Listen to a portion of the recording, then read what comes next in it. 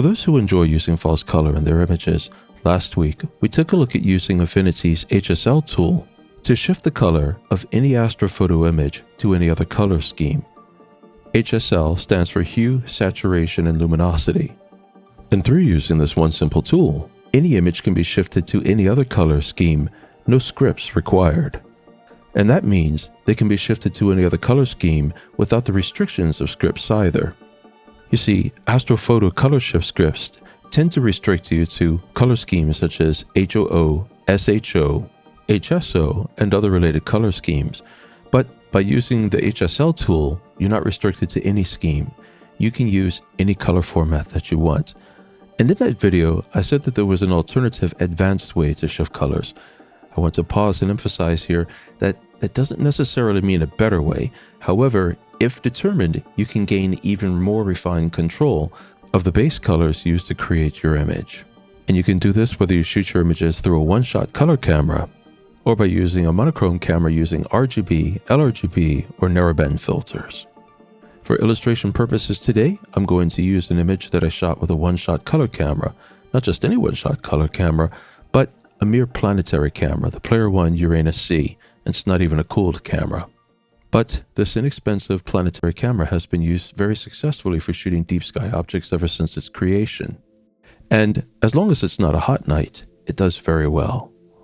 I believe that I used the image here in a previous video on why I don't do products reviews, where I talked about how I don't want my channel to be associated with one of those channels where they're just always trying to sell you stuff with this, what is honestly a truly very amateurish notion that you need more and more expensive equipment to shoot better images, because any professional photographer can tell you that good photography is not a matter of how much money you spend, it's how you use what you have. So this image was shot with a color planetary camera, and the first thing that we need to do is strip it into its three separate color components. You can do this in a lot of developing applications such as PixInsight and Serial. I have PixInsight and I've used it so much now over the last couple of years that I'm most familiar with it, so I'm just going to do this in PixInsight. Here's how. I've opened PixInsight and I'm going to drag the TIFF in. Then in the toolbar on top, I'll select the Split RGB option, and that's it. PixInsight will quickly and conveniently split the color image into its RGB components. You can do this in Affinity Photo too, it's just much more complicated. This is the easiest way. Once you have your three components, save each of them as lossless TIFFs and label them red, green, and blue. You're going to change these colors later on, but you should know the channels they originate from.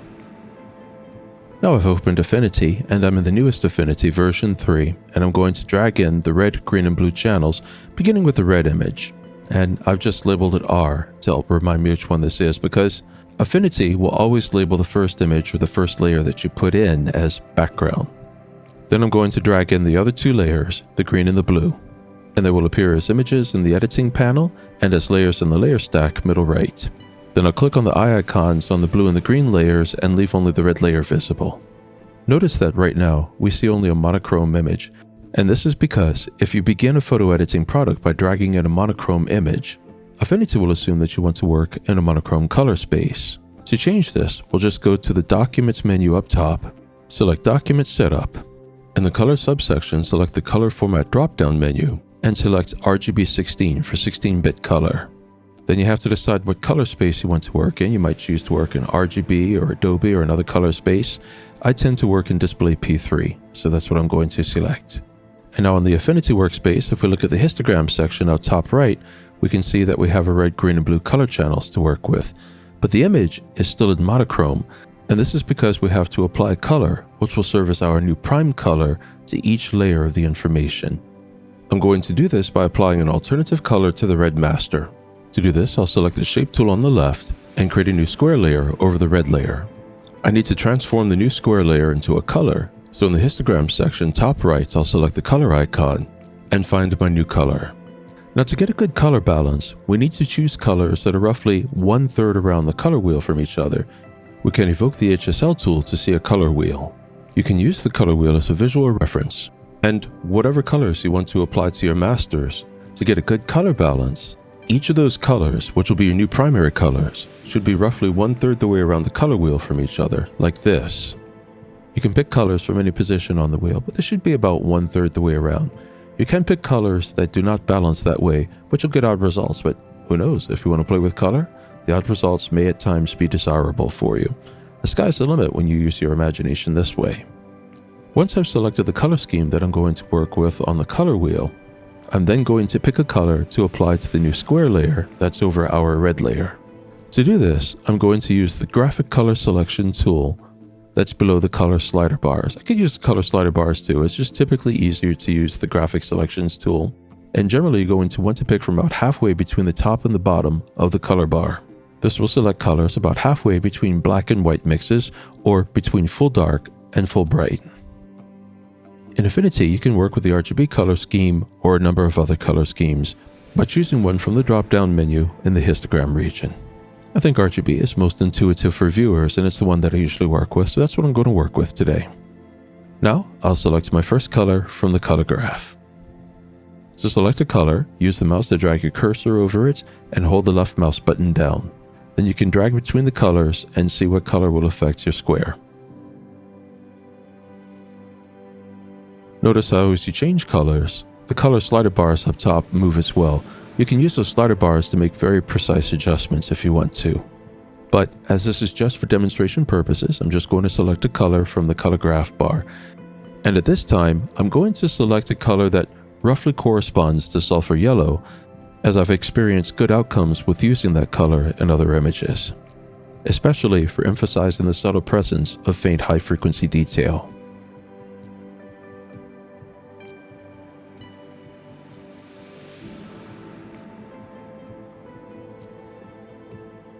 But once I have selected my color, then what? Because it would seem that now I just have a yellow square over my red master. I then need to composite the color onto the image. I can just select from the composite drop-down menu. And one way I could go about this is just to scroll down through the composite modes and pick whatever mode I feel impacts the image in the way that I most desire. That allows me free reign for creativity. Or if you just want to apply the color to all the visible information, scroll down to the color composite mode and select it, and that will just apply the color to all visible information. Once I've composited the color onto the image, I then need to merge the image with the color and the image with the information into a single new layer. To do this, I'll just control-click the new yellow square on the red master, right-click on one of the layers, and click Merge Selected.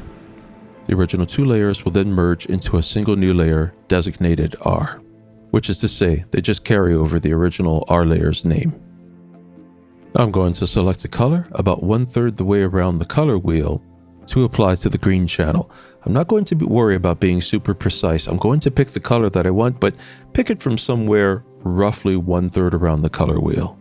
I'll once again open the HSL tool and glance at its color wheel to use as a visual reference. So I'll begin by selecting the green master, then select the square shape on the shape creator tool on the left, and just like before, draw a square layer over the green master. Then on the color selection bar, I'll select a color 1/3 of the way around the color circle. For good results, it doesn't have to be exactly 1/3 the way around, and this puts me in the range of cyan, an attractive sky color. But just as before, I'm going to pick a darker blue, the blue halfway between white and black. I can lighten that blue later on in editing if I so choose.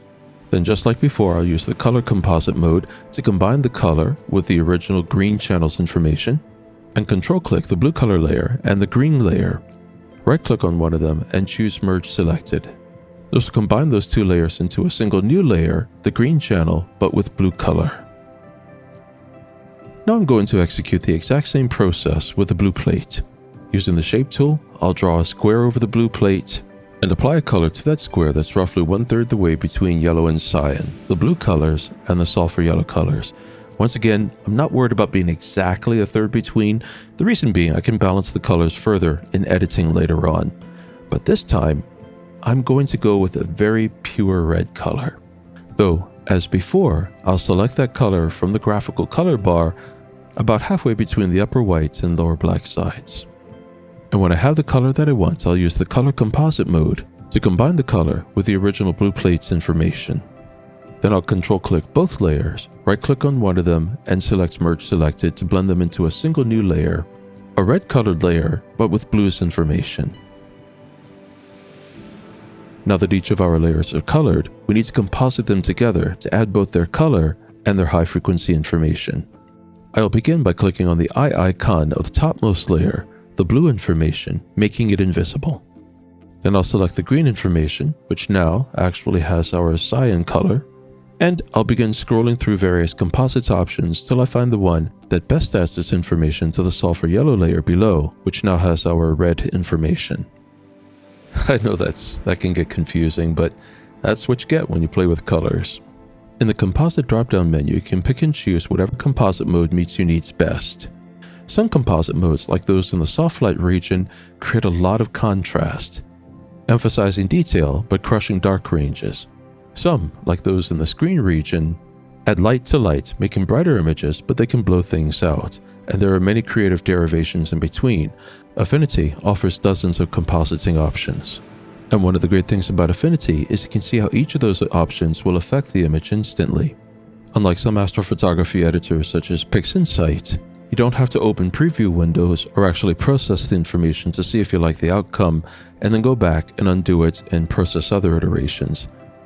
So, despite the dozens of possible composite options, I'm able to quickly identify the lightened composite mode as what I feel is the ideal composite mode for this color combination. That is to say, compositing the sulfur yellow with the cyan blue of the red and green channels. With my composite mode for the green layer selected, I'll now select a composite mode for the blue layer. I do love the rich reds that the darkened composite mode provides, but it's not really what I'm going for. Most likely, Luminosity, which is a very useful mode when combining color information to brightness information, is going to be the best composite mode for yielding the color qualities that I'm presently looking for.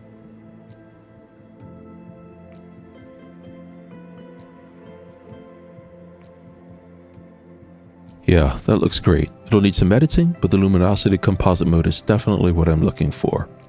Now I'm going to right-click one of the layers and select Merge Visible.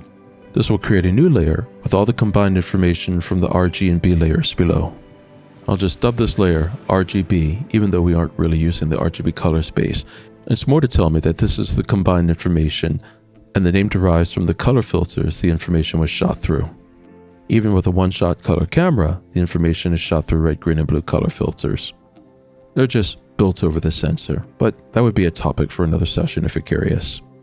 Now, to neaten up the layer stack, I'll select the red, green, and blue layers and hit Ctrl-G to turn them into a group, and I'll mark that group originals and make it invisible. That will leave the original information there because we're going to want some of it later on. But making that information invisible also takes it out of the editing equation, so we don't have to worry about it accidentally intermingling with our editing process. Alright, let's do a little bit of quick editing to this image to purify the colors and improve the high frequency information or detail in a couple areas where it's somewhat muted. I'll begin by opening the Levels tool. And on the Levels tool, I'm going to drag up the gamma, which darkens the mid-range brightness somewhat. This helps the differences between brighter regions and darker regions stand out more by increasing the contrast between them. You can see that increasing the gamma just a little bit makes this image look more dramatic. Now I'm going to open a Curves tool, and with the Curves tool set on RGB, I'm going to add a little bit more gamma by dragging down the curve toward the middle just a little bit.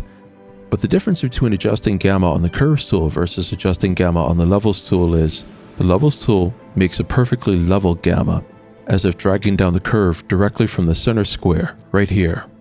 Whereas I can drag the curve down anywhere I want on the Curves tool, customizing the gamma reduction in any number of ways. And this allows me to improve both the dramatic appearance of the image as well as enhance the appearance of detail within the image. Now I'm going to dub that Curves tool RGB Curves because I used it to affect the combined RGB channels. Now, there's one last thing I want to take care of. When compositing the masters together, some information was lost due to the composite modes slightly over-lightening the brightest areas, leading to minor clipping in these three places. I want to restore some of that detail. So what I'm going to do is take a little additional high-frequency information from the masters where that particular detail shows up best. Let's find which masters those are. I'll open the red, green, and blue masters using the quick and easy viewer IrfanView. Then I'll hit the plus icon to zoom in a little bit and take a look at the information in those two areas. The detail shows up fairly well here in the red master. Not so well here in the green master, but pretty well here in the blue master. So I'm going to take information from the blue and the red masters. First thing I'm going to do is drag in the monochrome version of the blue master again. I'll just drag the master into the image. The snap tool will perfectly align it. And once I have the blue master in the image, I'm going to right click on the layer and rasterize it.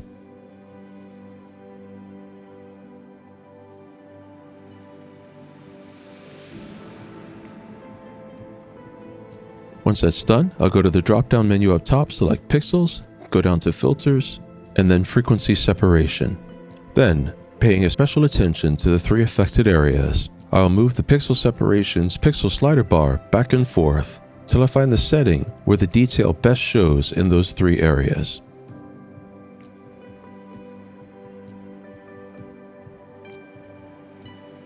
A 28.6 pixel separation seems to be right. So I'll click Apply and separate that high frequency component from the rest of the high and low frequency information. Then I'll delete the low frequency layer, which is where all the light and shadow is. We don't want it. And notice how gritty, crunchy the image looks. That's because the native high frequency mode is too strong to add the additional high frequency information to the image, so I'll switch to the gentler soft light composite mode. And high frequency information is doing what I want in those 2 little regions, but I need more of it, so I'm going to duplicate it twice, tripling the effect of the high frequency information in those areas.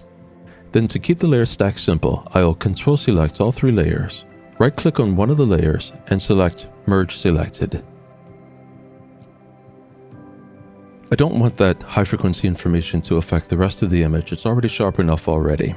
So what I'm going to do is open a mask and place the mask in the high frequency layer. That way the mask will only affect the new high frequency layer. I'll click the greater than sign on the high frequency layer, which gives access to the mask now that it's inside the layer. Now I'll select the mask, and then I'll hit Ctrl I, which will turn the mask black or opaque, causing it to block or hide all the high frequency information so that it does not impact the image at all. Then on the left side, I'll select the paintbrush tool, and then on the right of the histogram, select the white color, and use it to paint white on the mask, only where I want the high frequency information to show up. Painting the mask whites will make those specific areas transparent so the high frequency information can show through there, and when the high frequency information shows through, it will add its information to the image, sharpening up that information and adding more detail. When done well, the effect is subtle, barely visible. If I left alt click on the mask, I can see where I have painted on the mask over the image. Additional high frequency information will show through in those 3 areas. Now because there was plenty of additional detail on the red master, I'll go ahead and drag in the red master and do the same thing.